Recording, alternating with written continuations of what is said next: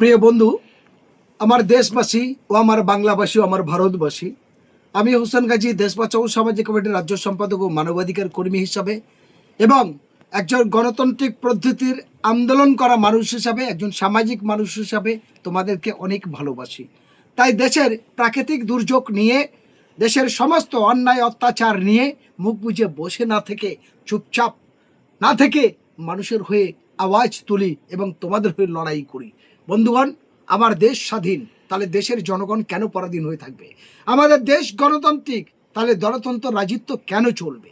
যে কোনো রাজনৈতিক দল কারোর বাবা কেলে সম্পত্তি বাংলা নয়। যে কোনো রাজনৈতিক দল ভারতবর্ষ কারোর বাবা কেলে পৈতৃক সম্পত্তি নয়। মনে রাখতে হবে প্রত্যেকটা নেতার।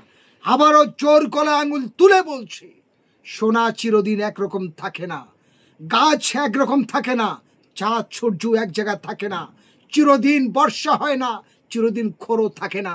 প্রত্যেকটা জিনিসের অথন পতন আছে। সুতরাং যে রাজনৈতিক দল মনে করে যে আমি ক্ষমতায় আসার পর এ দেশ আমার বাবা কেলে সম্পত্তি হয়ে গেছে, আমি যা খুশি তাই করব, এটা কোনো দিন সমাজের মানুষ মেনে নেবে না। এ সমাজ কেউ এই অন্ধ কানুনের মতো চুপচাপ স্তব্ধ থাকতে পারে না। আমি হোসেন গাজী মানবাধিকার কর্মী হিসাবে আমি বিজেপিদের ধিক্কার জানাই, আরএসএসকে ধিক্কার জানাই, বিজেপিকে কড়া নিন্দা জানাই। কারণ আগের যখন তৃণমূলকে কড়া নিন্দা জানিয়েছি, তাদের অত্যাচার, তাদের জুলুম, তাদের দুর্নীতি নিয়ে বলেছি, কিন্তু নির্বাচনের মানুষ সেই তৃণমূলকে কাগজে মুড়ে ছুঁড়ে ফেলে দিয়েছে। আবার নতুন করে এখন বিভিন্ন ভাগের ভাগ হয়ে গেছে। কিন্তু বিজেপি সরকার এসছে, ভালো কথা। দেশ পরিচালনার দায়িত্ব আপনারা নিয়েছেন, বাংলা পরিচালনার দায়িত্ব আপনারা নিয়েছেন, সমস্ত মানুষের সরকার আপনাদেরই। ফলে আপনারা কেন গণতন্ত্রের নামে দলতন্ত্র রাজত্ব করবেন?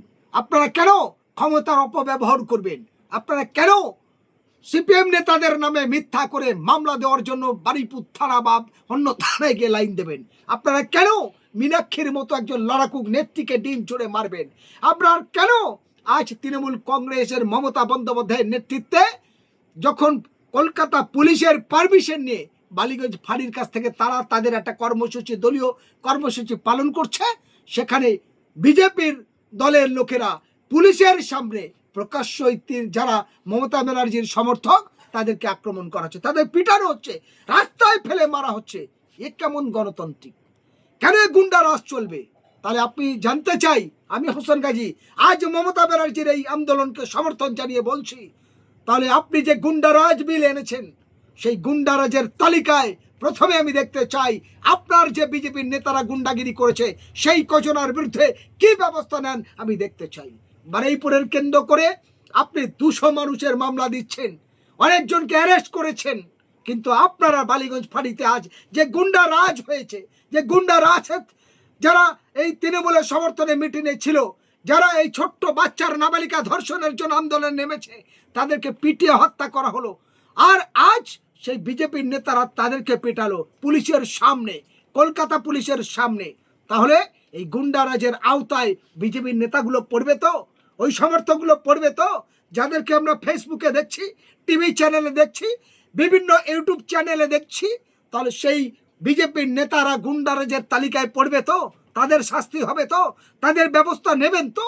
আমার বলার কর্তব্য, আমি মানবাধিকার কর্মী, যে কোনো অন্যায় হলে, যে কোনো অত্যাচার হলে তার বিরুদ্ধে বলছি, বলবো, তার বিরুদ্ধে লড়াই আন্দোলন করছি, করব। সুতরাং আমি দেশবাসীকে বলতে চাই, দেশ কারোর বাবা কেলে সম্পত্তি নয়। কোনো সরকার, কোনো দল চিরদিন টিকবে না এবং দেশের